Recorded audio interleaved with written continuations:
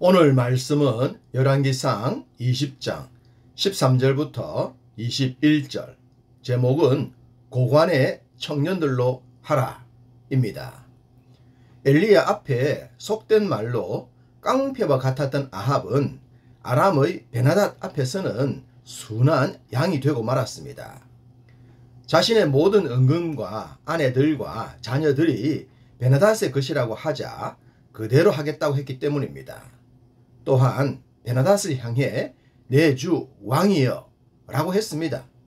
마치 신하가 주군에게 말하는 것처럼 말입니다.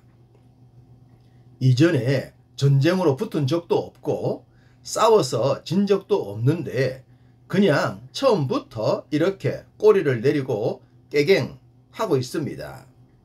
엘리야 앞에선 마치 대단한 사내 대장부처럼 행동했고 백성들 앞에선 위엄을 갖추었지만 그는 실제로 못난 남자였던 것입니다. 이런 사람을 지도자로 섬긴 당시 백성들은 참으로 불쌍한 자들이었습니다. 벤하닷이 이스라엘 모든 백성들의 재산과 여자들과 아이들도 자기 것으로 삼겠다는 말에 아합은 장로들의 뜻을 따라 거부를 했습니다. 그러자 벤하닷은 군대를 정비하여 아합을 공격하려 했습니다. 장로들의 뜻에 따라 거부를 하긴 했지만 이제는 큰 전쟁을 해야 했으니 아합으로선 두렵기 짝이 없었을 것입니다. 이럴 때 우리 하나님께서 개입을 하여 주십니다. 얼마든지 아합을 외면하실 수도 있었지만 그렇게 되면 불쌍한 것은 백성들이니 하나님께서 가만히 계실 수가 없었던 것입니다. 하나님은 한 선지자를 두려움에 떨고 있는 아합에게 보내십니다. 그리고 말씀을 전하셨습니다. 13절, 내가 이 큰 무리를 보느냐? 내가 오늘 그들을 내 손에 넘기리니 너는 내가 여호와인 줄을 알리라 라고 말입니다. 할렐루야! 지금까지 아합의 행동을 보면 이런 은혜를 입을 만한 그 어떤 자격도 없습니다. 그렇지만 하나님은 은혜를 베풀어 주십니다. 그것이 바로 전적인 하나님의 은혜입니다. 지금의 우리도 그런 은혜를 입고 살고 있습니다. 우리가 대단하거나 특별해서가 아니라 하나님께서 무조건적으로 베풀어 주시기에 누리고 있는 것입니다. 믿습니까? 아합은 선지자의 말을 믿을 수가 없었습니다.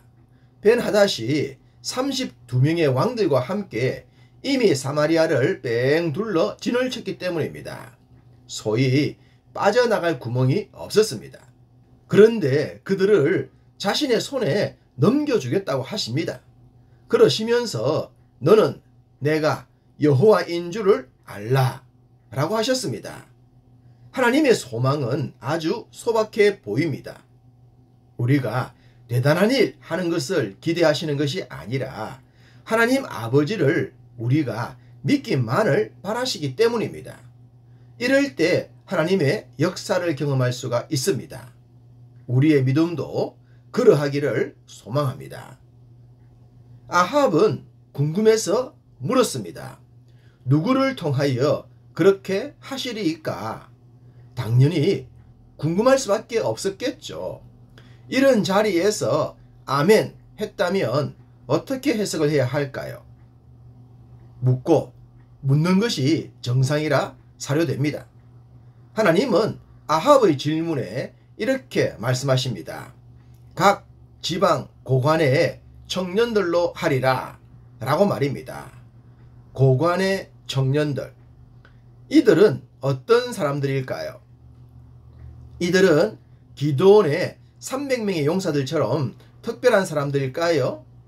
그들이 어떤 사람인지 정확히 알 수는 없습니다.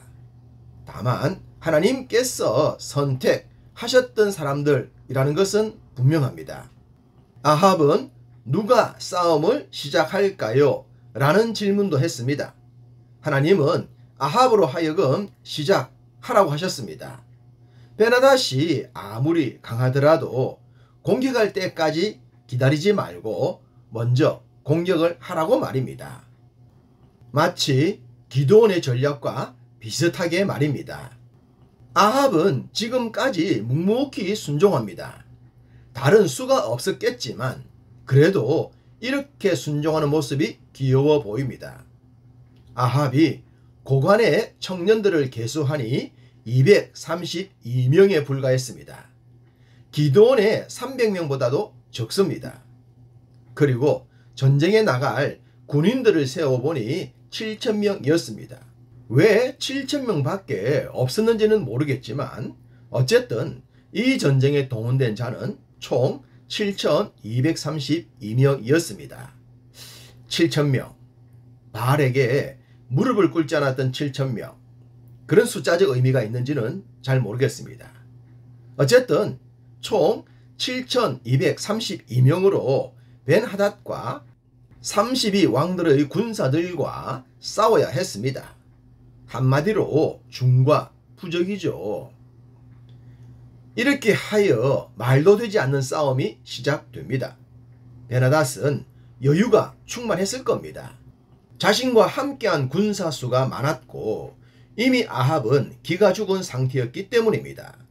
어디를 보나 콧노래를 부르면서 이길 수 있는 싸움으로 보였습니다. 그래서 그런지 벤하닷은 싸움을 시작하기 전에 32왕들과 함께 먹고 마시면서 취한 상태가 되고 말았습니다. 그때 232명의 청년들이 선발대로 출발합니다. 그러자 벤하닷의 정탐꾼이 이들을 발견하곤 벤하닷에게 알렸습니다. 벤하닷은 꼴랑 232명밖에 되지 않는 무리를 보곤 사로잡으라고 했습니다. 아마도 화친을 하러 나왔겠지만 싸우려고 해도 생포하라고 말입니다. 물론 얼마든지 생포할 수 있을 것이라고 믿었기 때문이죠. 그러나 놀라운 일이 일어났습니다. 꼴랑 232명의 청년들과 뒤따라 나온 7,000명의 군사들에 의해 그 거대한 벤하닷의 연합군이 무너졌기 때문입니다.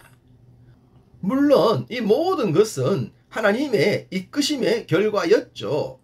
이기게 하시겠다고 하셨기 때문에 이긴 결과가 나온 것입니다. 벤하닷은 많은 것을 잃고 목숨을 살려라 주랭량을 치고 말았습니다. 인생의 궁극적인 승리는 하나님의 손에 달려 있습니다. 우리는 그 하나님의 손을 믿고 힘써 살아가는 것이죠. 자신의 능력에 착각하지 말고 이기게 하시는 하나님을 의지합시다. 오늘도 이 하루가 우리 모두에게 그런 날이 되기를 간절히 소망합니다.